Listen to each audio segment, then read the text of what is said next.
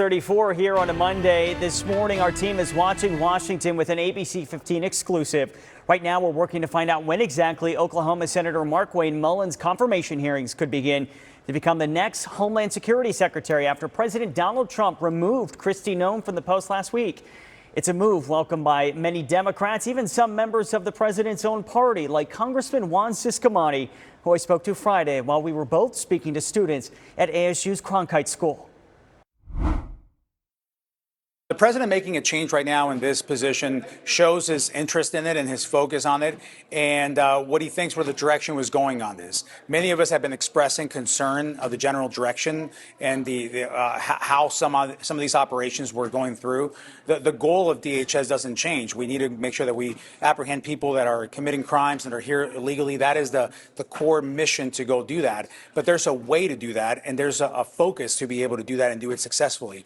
I think that was lost along the way here in the last few very tragic examples that we've seen. So I think that's a very welcome change by many of us on that switch right there. I'm confident that the senator is going to do a job according to the mission that we all ran on to make sure that we stick to the principle of going after those that are in this country committing crimes and are here illegally. They're the ones that we need to be targeting in all this, and the rest takes care of itself. You were just in there answering questions from student journalists. A lot of them were asking about Kristi Noem.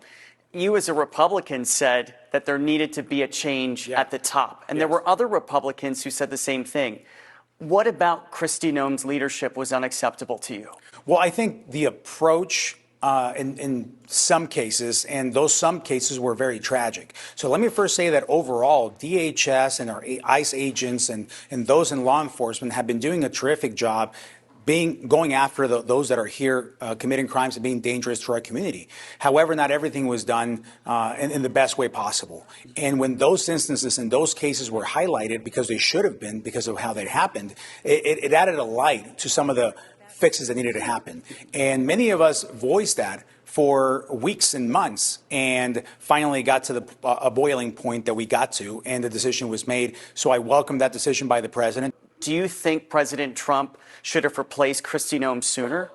Well, it's done now. All we can do now is say, here we go. From this point forward, there's some changes that need to be made. Some need to be pretty drastic and very immediate, and I think we're gonna see that happen. So we need to get the senator confirmed as soon as possible so that he can take that post and continue to support our men and women in uniform so they can go out there and do the mission that we have them out to do.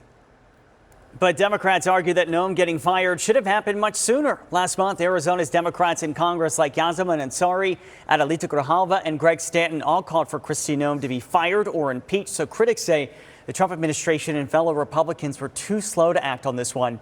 This comes as DHS remains shut down with both sides of the aisle not agreeing on key changes, specifically to how ICE is operating.